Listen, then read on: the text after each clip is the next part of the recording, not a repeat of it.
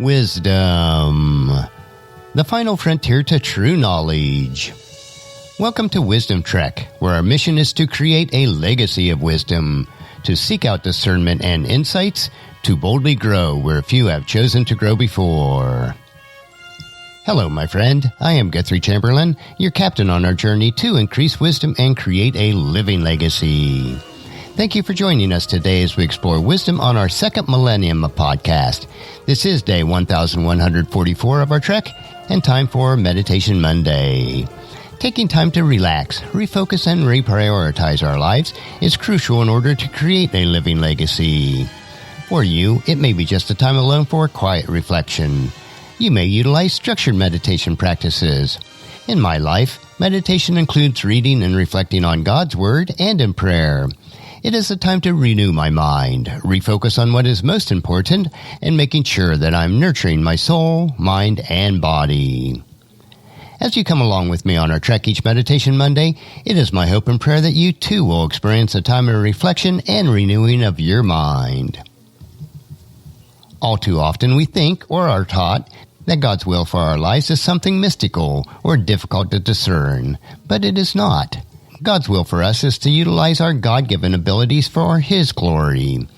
It most often corresponds with what we already enjoy doing and are qualified to do. In today's meditation, let us consider the desires of your heart. God gives each of us certain talents and abilities in our lives. Through normal or extreme circumstances, God molds those talents and abilities to refine us for His kingdom. It is no more special to be a pastor or a plumber. What is important is that you are utilizing your God-given abilities and talents for His honor and glory to further His kingdom. This reminds me of the parable of the three servants found in Matthew chapter 25, verses 14 through 30.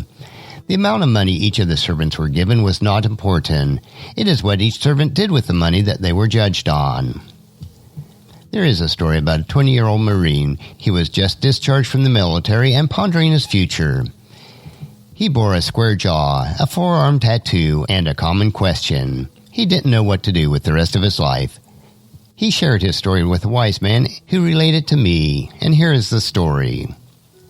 He told me about his uncle, a New England priest. "What a great man," the soldier sighed. "He helps kids and feeds the hungry. I'd love to make a difference like that." Then I asked him, "What were some of the occasions on which you did something that you loved to do and did it quite well?" He dismissed the question at first and said, "What I love to do is really just sort of stupid." "Try me," I invited. "Well, I love to rebuild stuff." "What do you mean?" He spoke of an old coffee table he had found in a garage. Seeing its potential, he shaved off the paint, fixed the broken legs, and restored it. With great pride, he presented it to his mom. "Tell me another time," I prompted. "This one is really dumb," he discounted. "But when I worked at a butcher shop, I used to find meat on the bones others threw out. My boss loved me. I could find several pounds of meat just by giving the bone a second try."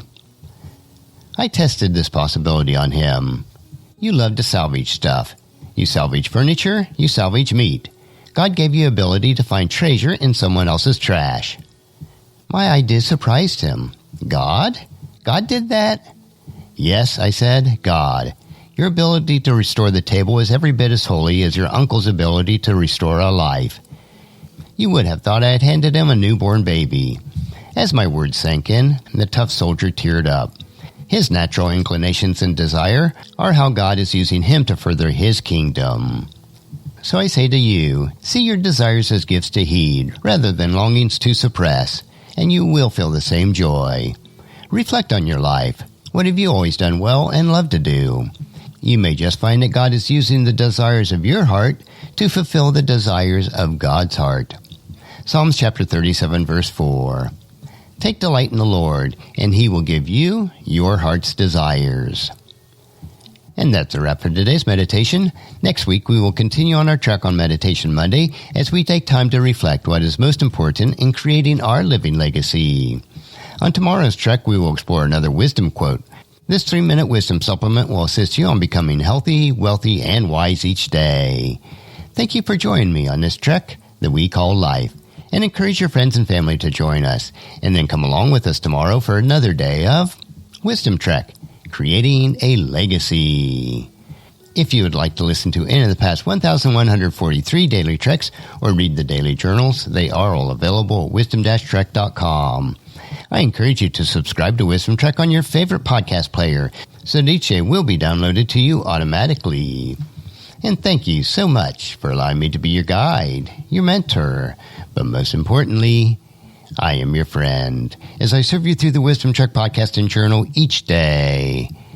And as we take this trek of life together, let us always live abundantly, love unconditionally, listen intentionally, learn continuously, lend to others generously, lead with integrity, and then leave a living legacy each day.